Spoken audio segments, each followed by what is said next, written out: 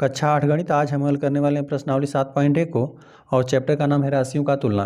और प्रश्नावली में आपको पहला प्रश्न दे दिया गया है, निम्नलिखित का अनुपात ज्ञात कीजिए। यहाँ पे ए प्रश्न में दे दिया गया है, पहले में ए प्रश्न दे दिया गया है, एक साइकिल की 15 किलोमीटर प्रति घंटे की गति का एक स्कूटर की यहाँ पे 30 किलोमीटर प्रति घंटे की गति से, यहाँ पर आपको सिंपल अनुपात ज्ञात करना है। तो अनुपात किस प्रकार से ज्ञात करते हैं? हमेशा दो समान राशियों का ही अनुपात ज्ञात करते हैं। देख लेते हैं यहाँ पर आपको दे दिया गति दे दिया गया है ना, यहाँ पे 15 किलोमीटर प्रति घंटे। यहाँ पर आप मात्रक का भी ध्यान में रखेंगे। यहाँ पे दे दिया गया 30 किलोमीटर प्रति घंटा है ना। ऐसा नहीं कि यहाँ पर मात्रक चेंज होना चाहिए। यहाँ पे 1 किलोमीटर में है तो यहाँ पे जो भी दूसरी राशि रहे वो भी किलोमीटर में ही होना चाहिए। ऐसा नहीं कि मीटर प्रति सेकंड में इस प्रकार से देते हैं ना, तो वह ऐसा नहीं लेंगे। आपको सिंपल जो भी राशियों का आपको अनुपात ज्ञात करना रहता है तो आप पहले उसका मात्रक देंगे ना। मात्रक आपका सेम होना चाहिए। तो यहाँ पर तो मात्रक सेम है, किलोमीटर प्रति घंटा है, यहाँ पर भी किलोमीटर प्रति घंटा है। और जो भी यहाँ पर पहले आपको रखना है साइकिल की गति, यहाँ पे अंश और हर में संख्याओं को रखना रहता है। यहाँ पर इसकी गति को, जो साइकिल की गति है, इसको हम लोग अंश में रख देंगे और इसको हम लोग सिंपल हर में रख देंगे और फिर हम लोग उसका अनुपात ज्ञात कर लेंगे। अंश और हर में रखकर संख्या, अंश और हर यदि किसी संख्या से विभाजित हो रहा है तो उसको हम लोग सिंपल विभाजित कर लेंगे और इस प्रकार से विभाजित कर लेंगे कि उनमें केवल एक गुणनखंड उभयनिष्ठ हो, है ना, केवल संख्या एक उभयनिष्ठ हो सके। अंश और हर को हम लोग इस प्रकार से विभाजित कर लेंगे कि यदि हम लोग अंश और हर का, जो भी अंश और हर में संख्याएं रहे, यदि उसका हम लोग महत्तम समापवर्तक ज्ञात करें ना तो आपको केवल एक प्राप्त हो, है ना। एक के अलावा कोई और संख्या उसमें अंश और हर में उभयनिष्ठ नहीं होना चाहिए ना। मतलब जितना अंश और हर विभाजित हो रहा है उसको विभाजित करके न्यूनतम रूप में ला देंगे, है ना। तो चलिए यहाँ पर हम लोग यहाँ पे जो एक साइकिल की गति दे गए हैं, यहाँ पे एक स्कूटर की गति दे गए, इनका हम लोग अनुपात ज्ञात करते हैं। लिख देते हैं एक बार, एक साइकिल की गति का एक स्कूटर की गति से अनुपात। ठीक है, जो कि आपको सिंपल दोनों का आपको वैल्यू दे देगा। तो यहाँ पर जिन भी राशियों का आपको अनुपात ज्ञात करना रहेगा, सिंपल आप संख्यात्मक मान को लेंगे, है ना। यहाँ पर इसको आपको एक साइकिल गति को आपको अंश में रखना है ना, तो यहाँ पर आप यहाँ पे 15 को रख देंगे अंश में और यहाँ पर इसको आप जो एक स्कूटर गति है इसको आप सिंपल रख देंगे हर में, जो कि आपको मिला हुआ है 30, है ना। और यहाँ पे मात्रक नहीं लिखेंगे, बस यहाँ पर जब भी यहाँ पे इन संख्याओं को लिखेंगे ना तो यहाँ पर पहले से ध्यान देंगे कि यहाँ पर मात्रक सेम होना चाहिए। यहाँ पर ये भी किलोमीटर प्रति घंटा में था, यह भी, है ना, 15 किलोमीटर प्रति घंटा था जो कि साइकिल गति था, और यहाँ पे एक स्कूटर गति था जो कि यहाँ पर 30 किलोमीटर प्रति घंटा था, है ना। तो यहाँ पर दोनों का मात्रक सेम था। अब यहाँ पर जब भी यहाँ पर अनुपात लिखेंगे तो यहाँ पर मात्रक लिखने का कोई आवश्यकता नहीं है। और यहाँ पर चलिए अंश और हर विभाजित है, आप इसको विभाजित कर लेंगे तो यहाँ पे 15 कम 15, 15 दूना 30, ठीक है, 1/2 आपको प्राप्त हुआ। अब इसी 1/2 को आपको किस प्रकार से लिखना है? यहाँ पे 1:2 करके, ठीक है। यहाँ पर 1/2 को आप इस प्रकार से अनुपात करके लिख सकते हैं ना। यहाँ पे 1:2 आपको प्राप्त हुआ ए वाले प्रश्न के लिए। अब चलिए बी वाले प्रश्न में आपको दे देगा, है ना, यहाँ पे दिया हुआ है ना 5 मीटर का, बी में आपको दे देगा ना। चलिए यहाँ पर नोट कर देते हैं, बी में आपको दे देगा 5 मीटर, है ना। आप देख लीजिए यहाँ पर मात्रक को ध्यान में रखिए। यहाँ पर दे देगा 1 मीटर में दे देगा, 1 किलोमीटर में, तो यहाँ पर ये तो 5 मीटर में। चलिए ठीक है, अब इसको हम लोग क्या कर लेते हैं, किलोमीटर को हम लोग मीटर में बदल लेते हैं ना। आपको पता है कि यहाँ पे 1 किलोमीटर में 1000 मीटर होता है ना। देखिए यहाँ पर लिख देते हैं 1 किलोमीटर बराबर 1000 मीटर होता है। हमने पहले बताया कि जिन भी राशियों का तुलना करेंगे पहले मात्रक को सेम करेंगे। यहाँ पर ये मीटर में तो हम लोग यहाँ पे सिंपल इसी को बदल देते हैं ना। अब इसको यहाँ पर बदलने का आवश्यकता नहीं है ना, ताकि आपको अंश और हर में संख्याएं विभाजित भी करना है। तो यहाँ पर हम इसी का मात्रक चेंज कर देते हैं। तो यहाँ पे 1 किलोमीटर बराबर 1000 मीटर होता है। तो यहाँ पे 10 किलोमीटर बराबर, यहाँ पे 10 का इसमें गुणा हो जाएगा तो एक पर आपको कुल 4 जीरो प्राप्त हो जाएगा, है ना, इतना मीटर प्राप्त होगा। ठीक है, अब यहाँ पर हम लोग लिख देते हैं 5 मीटर का यहाँ पे 10 किलोमीटर, जिसको हम लोग यहाँ पे, और हम लोग क्या लिख सकते हैं मीटर के हिसाब से, 1000 मीटर से लिख देते हैं अनुपात। ठीक है, दोनों का हम लोग जो सेम मात्रक रहेगा उसको हम लोग लेंगे। यहाँ पर गुणा करेंगे तो यहाँ पर 3 जीरो पहले से 4 जीरो रहेगा, है ना, 10,000 आपको प्राप्त होगा। यहाँ पर भी 4 जीरो होगा। चलिए यहाँ पर हम लोग यहाँ पे मीटर को, यहाँ पे 5 को हमने अंश में रख दिया और इसको हम लोग हर में रख देते हैं ना, जो कि आपको 10,000 प्राप्त हुआ है। ठीक है, एक पर कुल 4 जीरो रहेगा। चलिए अंश और हर ना विभाजित है 5 से, ठीक है, तो हम लोग 5 से भाग लेते हैं। 5 एकम 5, यहाँ पे 5 दूना 10, ठीक है, और यहाँ पे 5 दूना 10 विभाजित हो गया, 3 जीरो अभी है। ठीक है, आपको 1/2000 प्राप्त हुआ। चलिए इसको आप अनुपात के रूप में यहीं पर हम लिख देते हैं बराबर, इसको आप लिख दीजिए ये अंश में 1 अनुपात आपको 2000 प्राप्त हुआ। ठीक है। यहाँ पर दे दिया गया था 5 मीटर का 10 किलोमीटर से हमने अनुपात ज्ञात किया, तो एक अनुपात आपको 2000 प्राप्त हुआ। बस सिंपल इसी प्रकार से आपको करना है। जिन भी राशियों का अनुपात ज्ञात करेंगे बस मात्रक आप सेम कर दीजिएगा। यहाँ पर दे दिएगा इसी में ना, यहाँ पे 50 पैसे का, यहाँ पे 5 रुपये से, तो यहाँ पर पैसा है और यहाँ पर रुपया है ना, तो यहाँ पर फिलहाल में हम लोग अनुपात नहीं ज्ञात करेंगे, पहले हम लोग मात्रक सेम करेंगे। तो यहाँ पर पैसा है तो यहाँ पर भी हम लोग रुपये को हम लोग पैसे में बदल देते हैं ना। हमें पता है कि यहाँ पर ये 50 पैसा है तो ये तो ठीक है, 50 पैसा 50 पैसे हैं। अब यहाँ पे 5 रुपये, हमें पता है ना कि एक, चलो रुपये का चिन्ह बना देते हैं, 1 रुपया बराबर यहाँ पे 100 पैसा होता है। ठीक, 1 रुपये में 100 पैसा होता है, तो हम लोग क्या कर देते हैं, 5 रुपया रहेगा ना, तो इसमें 5 गुना हो जाएगा, 5 रुपये बराबर यहाँ पे 5 का गुणा कर देंगे तो यहाँ पे 500 पैसा हो जाएगा। ठीक है। अब ये भी मतलब यहाँ पे ये भी राशि पैसा में हो गया और ये भी राशि पैसा में हो गया ना, तो अब हम लोग सिंपल इसका क्या कर देंगे, अनुपात ज्ञात कर लेंगे। चलिए हम लोग लिख देते हैं सी में, यहाँ पे जो कि दिया गया था 50 पैसे का, यहाँ पे 5 रुपये। चलिए इसको हम लोग पुस्तक में करके लिख देते हैं। इसको हम लोग अब क्या लिख देंगे, 500 पैसा, 500 पैसे ही लिख देते हैं। यहाँ पे से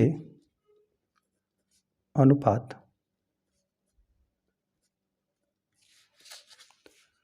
यहाँ पे मात्रक जो सेम है उसको लिख दीजिए। यहाँ पर 50 रहेगा अंश में और यहाँ पर 500 हम लोग लिखेंगे, है ना। अब अंश और हर को विभाजित कर दीजिए। जब अंश और हर को यहाँ पे विभाजित कर देंगे ना, चलिए 10 से जब भाग दे देंगे तो एक एक जीरो समाप्त हो जाएगा। ठीक है। अंश में यहाँ पर 5 बचेगा, हर में 50 बचेगा, फिर 5 एकम 5, यहाँ पे 5 दहा में 50। ठीक है। 1/, आपको 10 प्राप्त होगा, है ना। आप विभाजित कर लीजिएगा। यहाँ पे 50 बटा यहाँ पे 500 है। जब अंश और हर को 10 से भाग दे देंगे तो एक एक जीरो समाप्त हो जाएगा, आपको 5/50 मिलेगा। अब अंश और हर वाली राशि 5 से भाई थे, 5 एकम 5, 5 एकम 5, यहाँ पे 5 एकम 5 कर देंगे और एक जीरो लगा देंगे, 1/10 प्राप्त हो जाएगा। चलिए बराबर लिख देते हैं, 1/, आपको 10 प्राप्त हो जाएगा, जिसको आप अनुपात के रूप में यहाँ पे 1 और ये होता है अनुपात का चिन्ह, 2 बिंदु इस प्रकार से लगा देते हैं, तो ये हो गया अनुपात का चिन्ह और 1 अनुपात आपको 10 प्राप्त हुआ।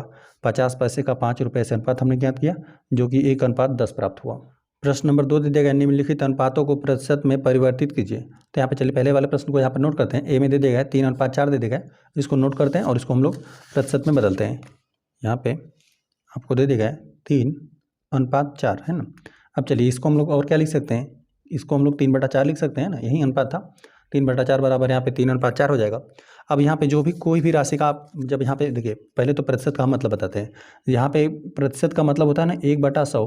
ठीक है। सिंपल यहाँ पे परसेंटेज को लाना चाहते हैं ना, तो इसका मतलब होता है 1/100। यहाँ पर यदि किसी राशि को आप प्रतिशत के रूप में बता दिए ना, मान लेते हैं कि आपने बता दिया, किसी को बोल दिया कि मैंने परीक्षा में 70% अंक प्राप्त किए थे, है ना, 70% अंक मुझे मिला था।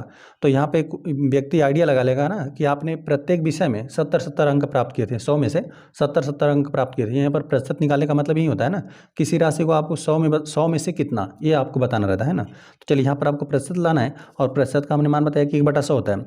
अब यहाँ पर हम लोग इस प्रकार से परसेंटेज के लिए हम लोग क्या लिख देंगे ना, ताकि मान में यहाँ पर फर्क ना पड़े, तो यहाँ पर आपको क्या करना पड़ेगा, 100% लिखना पड़ेगा, है ना। यहाँ पे 100% हम लोग लिखेंगे। अच्छा 100% हमने क्यों लिखा, क्योंकि यहाँ पर देखिए, यहाँ पर 100 तो सिंपल इसी प्रकार से रहेगा और प्रतिशत का मान हमने बताया कितना, 1/100 होता है। यहाँ पर 1/100, ताकि अंश और हर विभाजित होकर 100 से 100 विभाजित होकर आपको 1 प्राप्त हो जाएगा और यहाँ पे जो भी संख्या रहेगा उसमें 1 से गुणा करेंगे तो वही संख्या आपको प्राप्त हो जाएगा। तो यहाँ पर आपको क्या लिख देना है, 100%, है ना। इसमें हमें कितना गुणा कर देना है, 100% का। यहाँ पर 100 अंश में हो जाएगा और प्रतिशत का मान हमने बताया कितना, 1/100। यहाँ पर लिख दीजिए गुणते, यहाँ पे 100 हमने लिख दिया, यहाँ पे प्रतिशत। ठीक है। अब यहाँ पे 100 का यहाँ पर गुणा कर लीजिए संख्याओं को, प्रतिशत तो आ गया। अब यहाँ पर गुणा कर देंगे तो यहाँ पे 300 हो जाएगा। ठीक है। यहाँ पे 3 का यहाँ पे जब इसमें गुणा कर देंगे 100 में तो 300 मिलेगा और हर में 4 है और यहाँ पे प्रतिशत हमने लगा दिया, है ना। अब यहाँ पे इसको हम लोग विभाजित कर लेते हैं। यहाँ पे यदि हम लोग भाग देंगे ना, 300 है, यहाँ पे 4 7 28। ठीक है। यहाँ पर घटा देंगे तो 2 मिल जाएगा, यहाँ पर 0, 4 5 20। ठीक है। आपको शेषफल 0 मिलेगा, इतना बार भाग जा रहा है, आपको 75% ज्ञात हुआ। तो यहाँ पर जो भी अनुपात था हमने ज्ञात कर दिया, तो आपको 75% प्राप्त हुआ। चलिए ये हो गया। आ जाते हैं हम लोग बी वाले पे। बी में जो भी अनुपात दे देगा ना, यहाँ पर दे देगा 2:3, यहाँ पर नोट कर देते हैं 2:3 है। चलिए इसको हम लोग इस प्रकार से लिख देते हैं, 2/, 3 हमने लिख दिया, और गुण तो इस प्रकार से हम लोग लिख देते हैं 100%, है ना। प्रतिशत का मतलब 1/100 हो जाएगा, अंश और हर में से 100 विभाजित हो जाएगा। तो यहाँ पर हमें प्रतिशत लाना, तो इसके लिए सिंपल आप क्या लिख देंगे 100%। यहाँ पर 100% लिख दिया, यहाँ पर गुणा कर दीजिए। जब यहाँ पे 2 का यहाँ पे 100 में गुणा कर देंगे, यह राशि अंश में है, यहाँ पे 200 हो जाएगा, और हर में 3 है, और प्रतिशत। चलिए यहाँ पर जब आप भाग देंगे ना, 200 में 3 से भाग देंगे, 3 छक 18 हो जाएगा, घटा देंगे तो हासिल आपको 2 मिलेगा और 0, फिर 3 छक 18, ठीक है। घटाने पर आपको शेषफल 2 प्राप्त हो रहा है। तो इसको हम लोग मिश्रित भिन्न में किस प्रकार से लिख देंगे, है ना। यहाँ पे जो 200 है और इसमें आप 3 से भाग दे रहे थे, इसको मिश्रित भिन्न में आप किस प्रकार से लिखेंगे, जब यहाँ पर कितना बार भाग चला जा रहा है तो यहाँ पर ये हो जाएगा, ये मिश्रित भिन्न में हम लिख रहे हैं इसको, ये 66 सही। और यहाँ पर कितना शेषफल बच रहा था, शेषफल आपको बच रहा है 2, इसको लिख दीजिए अंश में, किससे आप भाग दे रहे थे, वो हो जाएगा यहाँ पर हर में, ठीक है। इतना ही आपको प्राप्त हुआ, 66 सही 2/3। अभी यहाँ पे 3 का जब यहाँ पे 66 में गुणा कर देंगे ना, 3 का 66 में, और यहाँ पे अंश को जोड़ देंगे, तो फिर आपको यही संख्या प्राप्त हो जाएगा, और हर में आपको सिंपल इसी संख्या को लिखना पड़ेगा। इन दोनों संख्याओं गुणनफल यहाँ पे जो पूर्ण है और हर है, इसका गुणनफल करके यहाँ पे अंश को जोड़ देते हैं, उसको अंश में लिखते हैं, और हर को यहाँ पे सिंपल इसी प्रकार से लिख देते हैं, तो फिर आपको यही संख्या आपको प्राप्त हो जाएगा। सिंपल भाग देने पर आपको मिश्रित भिन्न में इतना प्राप्त हो रहा है, लिख देते हैं इसको 66 सही 2/3%, ये आपको प्राप्त हो गया ना। तो यहाँ पर आपका यह दूसरा प्रश्न भी हल हो गया। आ जाते हैं हम लोग प्रश्न नंबर 3 पे। प्रश्न नंबर 3 दे गया है ना कि यहाँ पे 25 विद्यार्थियों में से 72% विद्यार्थी गणित में रुचि रखते हैं, ठीक है। 72% गणित में रुचि रखते हैं, कितने प्रतिशत विद्यार्थी गणित में रुचि नहीं रखते हैं ना। तो यहाँ पे 72% है।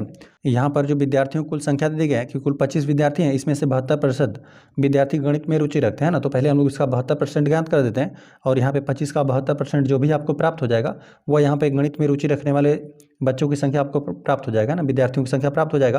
तो हम लोग क्या कर देंगे, यहाँ पे 25 में से उसको हम लोग घटा देंगे, है ना। तो जो हमें ज्ञात होगा वो रुचि नहीं रखते होंगे, ठीक है। चलिए हम लोग इसको ज्ञात करते हैं, लिख देते हैं।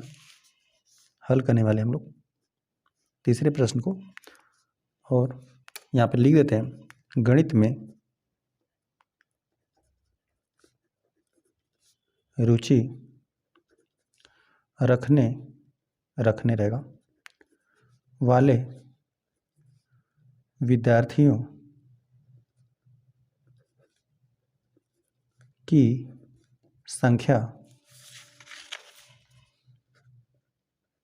संख्या बराबर, चलिए अब हम लोग यहाँ से लिखते हैं संख्या बराबर, यहाँ पे कुल विद्यार्थियों की संख्या था, आपको दे दिया गया था 25, और 25 का यहाँ पे 72%, इतना ही आपको दे दिया गया था ना, कि 25 का 72% जितने भी विद्यार्थी हैं वो क्या रखते हैं, गणित में रुचि रखते हैं, ठीक है। चलिए हो गया। तो इसका हम लोग देखते हैं कितने उनकी विद्यार्थियों की संख्या है।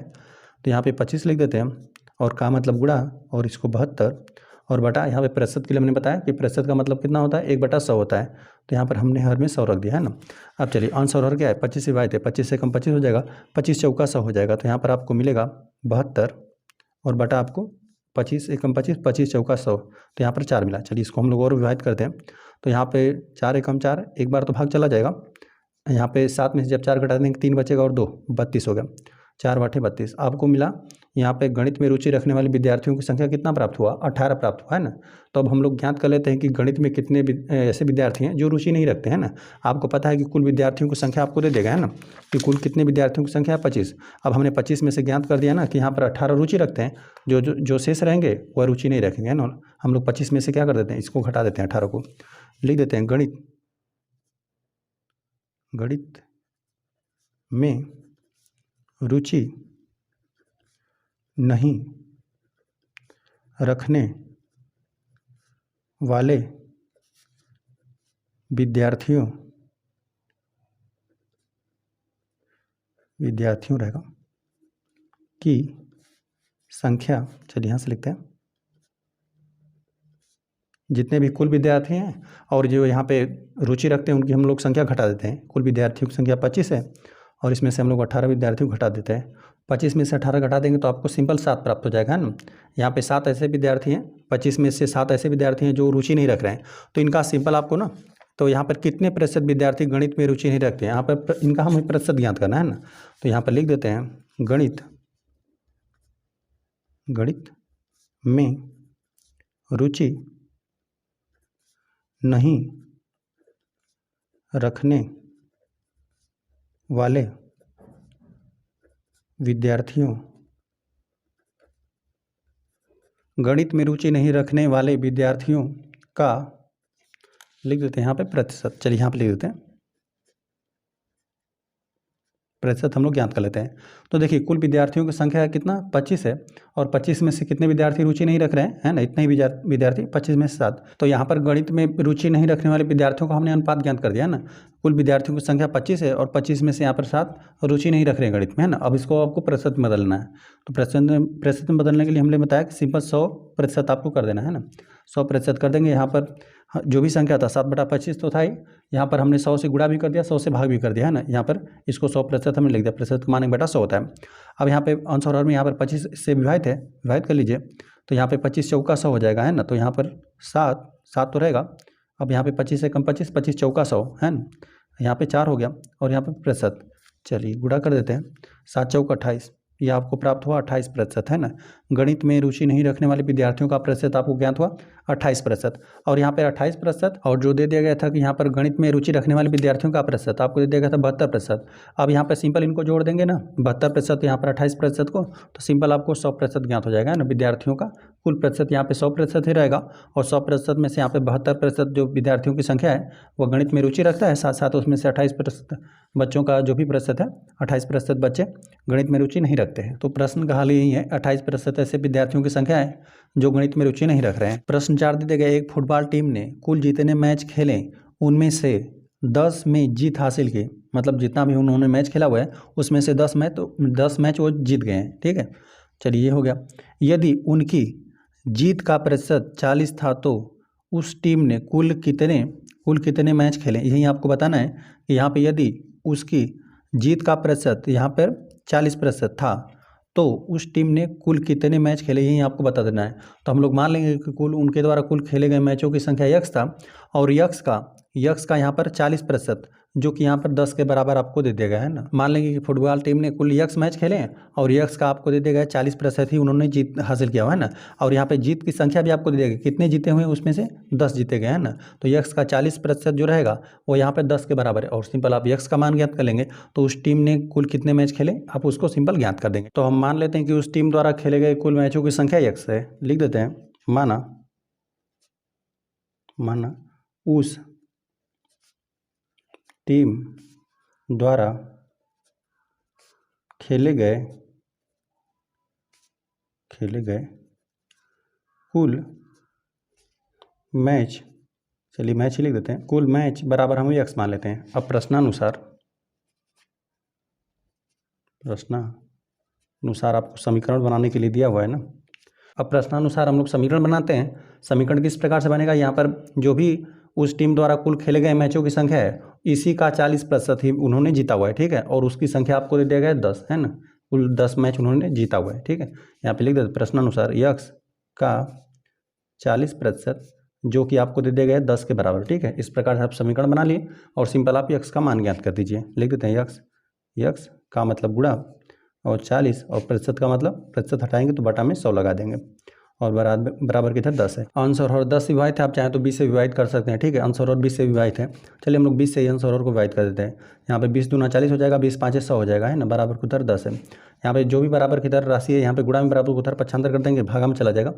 यहाँ पर देखिए 10 हो जाएगा, यहाँ पर ये हर में है ना, बराबर को उधर पक्षांतर कर देंगे तो यह अंश में चला जाएगा। यहाँ पे 5 गुणे में चला जाएगा, और यहाँ पे ये गुणे में है, बराबर को उधर पक्षांतर कर देंगे तो ये हर में चला जाएगा। ये हर में 2 हो गया, ठीक है। अब यहाँ पर 10 यहाँ पे 2 से विभाजित है ना, जब यहाँ पर आप यहाँ पे 10 में 2 से भाग देंगे 2 पाँचे 10, 5 हो जाएगा, और गुणते 5 है, 5 पाँचे 25, ठीक है। उस टीम द्वारा खेले गए कुल मैचों की संख्या हमने ज्ञात कर दिया, जो कि आपको 25 प्राप्त हुआ है ना। और यहाँ पे 25 का इन्होंने 40% जीता था, यदि आप ही इसका 40% ज्ञात कर देंगे तो आपको 10 ही प्राप्त होगा, है ना। तो यहाँ पर हमने जो भी टीम था उसके द्वारा खेले गए कुल मैच यहाँ पर 25 थे, और 25 में से उसने 10 मैच जीते थे, है ना, जो कि इसका हो जाएगा 40%, है ना। चलिए इसका हमने मान ज्ञात कर दिया है, इसको हम लोग यहाँ पर नोट कर देते हैं, जो कि आप ज्ञात हो गया 25, है ना। यहाँ पे लिखना यहाँ पर भी रहेगा तो हम लोग लिख देते हैं। अतः उस टीम ने कुल 25 मैच खेले, ठीक है। यही प्रश्न का हल है। प्रश्न 5 दे दिया गया है, यदि चमेली के पास अपने धन का 75% खर्च करने के बाद 600 रुपये बचे तो ज्ञात कीजिए कि उसके पास शुरू में कितने रुपए थे। देखिए यहाँ पर जो भी चमेली के पास कुल रुपया था ना, पहले जो भी शुरुआत में रहा होगा वह धनराशि कुल 100% रहा होगा, है ना। चलिए हम यहाँ पर फिलहाल में हम अभी यहाँ पर इसको हम लोग हल भी करेंगे। फिलहाल में इसको हम लोग समझते हैं। जो भी यहाँ पर मान लेते हैं कुल धनराशि उसके पास है ना, शुरू में यहाँ पे 100 रुपये फिलहाल मान लेते हैं, और इसका मान हम लोग जो भी रहेगा उसको हम लोग ज्ञात कर देंगे।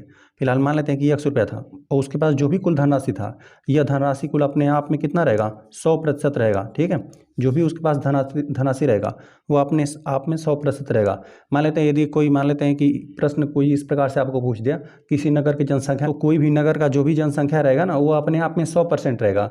मान लेते हैं कि आपके पास जितने भी धनराशि हो गया, जैसे ये प्रश्न दे देगा ना, उसके पास जो भी शुरुआत में पैसा रहा होगा वो अपने आप में 100% है। यह 100% था पैसा, और यहाँ पे 100% का इसका क्या कर दिया, इसने 75% खर्च कर दिया, है ना। यहाँ पर इसी का इसने क्या कर दिया, 100% था, इसका 75% इसने खर्च कर दिया, है ना।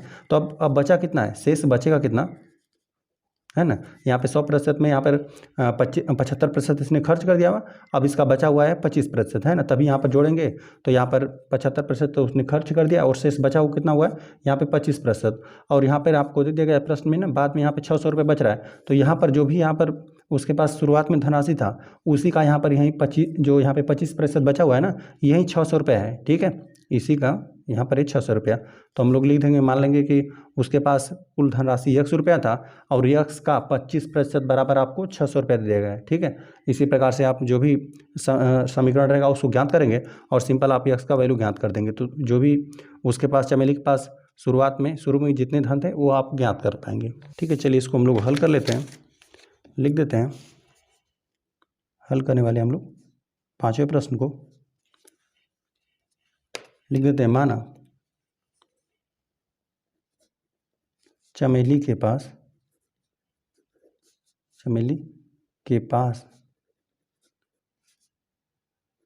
शुरू में यक्स रुपए थे। ठीक है, ये हमने मान लिया। अब आपको दे दिया गया है, चूंकि चमेली ने 75% चमेली ने 75% धन खर्च,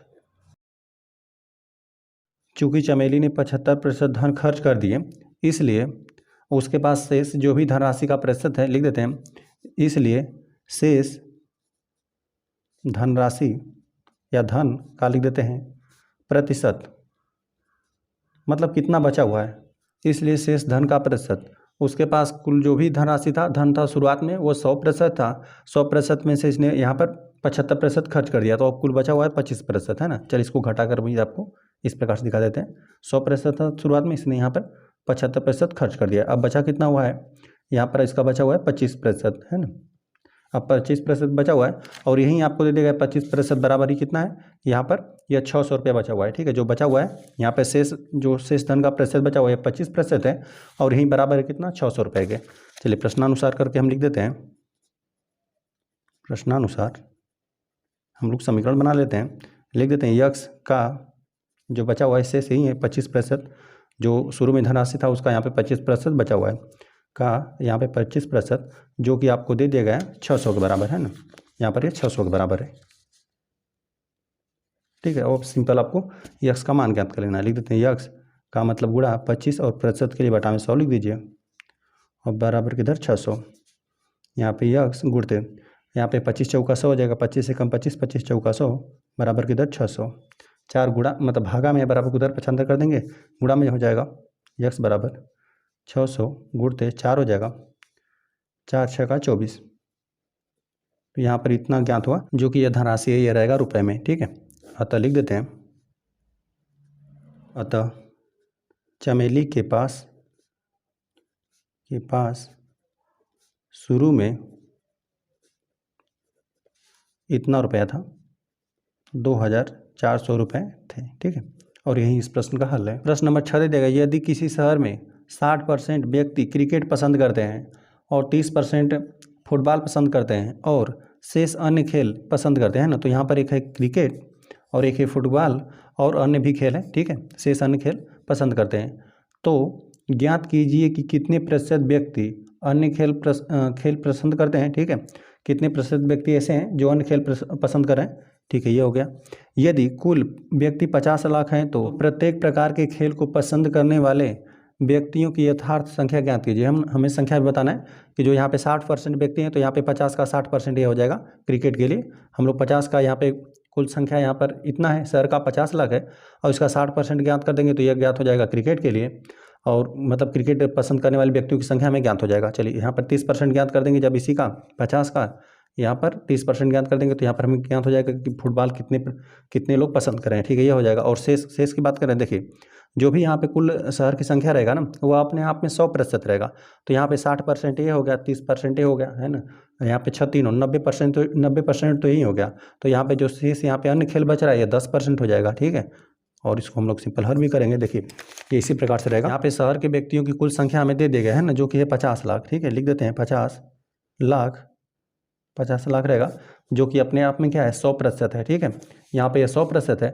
अब इसी का 60% रहेगा। यहाँ पे क्रिकेट खेल रहे हैं सब, मतलब क्रिकेट को पसंद कर रहे हैं खेल को, और यहाँ पर फिर फुटबॉल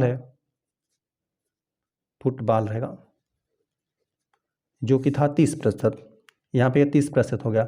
100% में से यहाँ पे 60% क्रिकेट को पसंद करते हैं, 30% हो गया फुटबॉल को पसंद करते हैं। तो यहाँ पर देखिए 60 और यहाँ पे 30 90% हो गया। तो यहाँ पर जो बचा हुआ है यहाँ पे 10% वहीं शेष हो जाएगा, यह अन्य खेल हो जाएगा। ठीक है, यहाँ पर शेष यहीं बच रहा है, ये हो जाएगा अन्य खेल। ठीक है, चलिए इसको हम लोग सिंपल ज्ञात करते हैं और सबका हम लोग संख्या बताएंगे कि यहाँ पर क्रिकेट को पसंद करने वाले व्यक्तियों की संख्या क्या है, और साथ साथ फुटबॉल के लिए, और यहाँ पे शेष जो भी अन्य खेल है उसको पसंद करने वाले व्यक्तियों की क्या संख्या है उसको भी हम लोग बताते हैं। लिखते हैं, आपको दिया हुआ है ना, दिया है फुटबॉल नहीं क्रिकेट को लिखते हैं, लिख देते हैं क्रिकेट पसंद करने वाले व्यक्तियों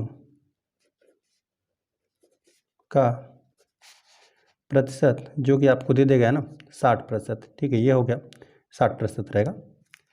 और यहाँ पे फुटबॉल के लिए भी लिख देते हैं फुटबॉल पसंद करने वाले व्यक्तियों का आपको प्रतिशत दे दिया गया है 30% है। तब लिख देते हैं अन्य खेल पसंद करने वाले व्यक्तियों का प्रतिशत 100% में से हम लोग को इनका योग घटाना पड़ेगा, या फिर ये समझ लीजिए कि सभी जो भी शेष प्रतिशत रहे इनका योग 100% होना चाहिए। तो यहाँ पर ये 60% या 30%, तो ये हो गया सिंपल, आपको 10% ज्ञात हो गया। अब हम लोग सबका संख्या ज्ञात कर लेते हैं। यहाँ पर इसको आप पूरा लिख लीजिएगा कि फुटबॉल पसंद करने वाले व्यक्तियों का प्रतिशत। ठीक है, यहाँ पर भर लीजिएगा। और चलिए हम लोग ज्ञात कर लेते हैं कि क्रिकेट पसंद करने वाले व्यक्तियों की संख्या क्या है ना, लिख देते हैं यहाँ पर क्रिकेट सबका हम लोग ज्ञात करते हैं। क्रिकेट पसंद करने वाले व्यक्तियों की संख्या बराबर, आपको कुल संख्या दे देगा प्रश्न में 50 लाख है ना, तो चलिए हम लोग 50 लाख लिख देते हैं यहाँ पे इकाई दहाई सैकड़ा हज़ार 10,000 लाख। ठीक है, चलिए 10 लाख हमें करना है, 50 लाख हो गया। इसी का यहाँ पे 60% लोग का 60% रहेगा। 50 लाख का 60% लोग क्रिकेट को पसंद कर रहे थे, है ना। चलिए इसको और आगे हम लोग हल कर दें। यहाँ पर ये हो जाएगा 50 लाख, यहाँ पे 3 3 6 जीरो है, 3 3 6 जीरो का मतलब गुणा हो गया, और 60 और प्रतिशत के लिए हर में आप 100 लिख दीजिए। ठीक है, अब चलिए अंश और हर से यहाँ पे विभाजित कर लीजिए। ठीक है, यहाँ पे 1 जीरो यहाँ पर समाप्त हो जाएगा और 1 जीरो यहाँ समाप्त कर लीजिए, है ना, यहाँ पर। और इसको आपको सिंपल बस हल कर लेना है। 1 जीरो मान लेते हैं यहाँ समाप्त हो जाएगा और 1 जीरो आपका यहाँ समाप्त हो जाएगा, बाकी गुणा कर दीजिए। 6 5 30 हो जाएगा, 30 हो गया। और कुल कितने जीरो बचे हुए हैं अभी, यहाँ पे 3 2 5, यहाँ पे 1 2 3 4 5, इतने व्यक्तियों की संख्या हो जाएगा। इकाई दहाई सैकड़ा हज़ार 10,000 लाख 10 लाख। तो यहाँ पे 30 लाख लोग ऐसे हैं जो कि क्रिकेट को पसंद कर रहे हैं। ठीक है, यहाँ पर क्रिकेट पसंद करने वाले व्यक्तियों की संख्या हमने ज्ञात कर दी है, जो कि आपको चलिए यहाँ पर लिख भी देते हैं 30 लाख आपको मिला। यह हो गया। चलिए क्रिकेट का ज्ञात कर दिया हमने, फुटबॉल को ज्ञात कर लेते हैं। फुटबॉल पसंद करने वाले व्यक्तियों की संख्या लिखते हैं। ठीक है, आपको प्रश्न में दे दिया गया मतलब यहाँ पे कुल व्यक्तियों की संख्या तो यही है 50 लाख है, यहाँ पर 5 पर कुल 6 जीरो, ठीक है, इतना हो गया। और का अब यहाँ पर है 30%, ठीक है, 30% लोग यहाँ पे फुटबॉल को पसंद कर रहे थे, का लिख देते हैं यहाँ पे 30%। आगे हल करते हैं, 3 3 6 जीरो हो जाएगा, और का मतलब गुणा, और यहाँ पे 30% के लिए हर में आप 100 लिख दीजिए, ठीक है। अंश और हर को 10 से विभाजित कर देंगे तो यह जीरो समाप्त हो जाएगा, फिर यहाँ पर विभाजित कर देंगे अंश और हर को 10 से, तो एक जीरो यहाँ समाप्त हो जाएगा, है ना। तो यहाँ पर बचा हुआ है 5 3 15, ठीक है, 5 3 15, और यहाँ पर कुल कितने जीरो, यहाँ पे 1 2 3 4 5। फुटबॉल पसंद करने वाले व्यक्तियों की संख्या इतना है, गिन लेते कितना, इकाई, दहाई, सैकड़ा, हज़ार, 10,000, लाख, 10 लाख। तो यहाँ पे 15 लाख है, लिख देते हैं, यह 15 लाख था, ये हो गया। अब लिख देते हैं अन्य खेल, ठीक है, अन्य खेल पसंद करने वाले व्यक्तियों की संख्या बराबर, यहाँ पे कुल संख्या यही है 50 लाख है, ठीक है, इतना ही है। और का यहाँ पे अन्य खेल पसंद करने वाले व्यक्तियों की संख्या, व्यक्तियों का प्रतिशत था, हमने ज्ञात करके दिखाया आपको 10% था, है ना, इसका 10%, ठीक है। चलिए आगे हल करते हैं, और का के लिए हम लोग सिंपल गुणा लिख देते हैं, और यहाँ पे 10% मतलब 10 बटा यहाँ पे 100 हो गया, ठीक है। अंश और हर को 10 से विभाजित कर देंगे तो एक जीरो यहाँ समाप्त हो जाएगा, एक जीरो यहाँ से, है ना। यहाँ पर बचा हुआ है 5 जीरो बचा हुआ है, यहाँ पे 5 पर कुल यहाँ पे 5 जीरो, इकाई, दहाई, सैकड़ा, हज़ार, 10,000, लाख, बराबर यहाँ पे 5 लाख है, ठीक है। तो यहाँ पे जो भी 50 लाख नगर में जो भी व्यक्तियों की कुल संख्या था, उसमें से यहाँ पे 30 लाख लोग क्रिकेट खेल को पसंद कर रहे हैं, क्रिकेट को, और यहाँ पे 15 लाख लोग फुटबॉल को, और यहाँ पे अन्य खेल पसंद करने वाले व्यक्तियों का जो भी कुल संख्या था वह था 5 लाख, ठीक है। तो इस प्रकार से प्रश्न नंबर 6 भी हल हो गया। इस प्रश्नावली में कुल 6 प्रश्न थे, 6 प्रश्न हल हो गए। वीडियो पसंद आए तो वीडियो को लाइक कर दीजिए, यदि चैनल पर नए हैं तो कृपया चैनल को सब्सक्राइब कर दीजिए।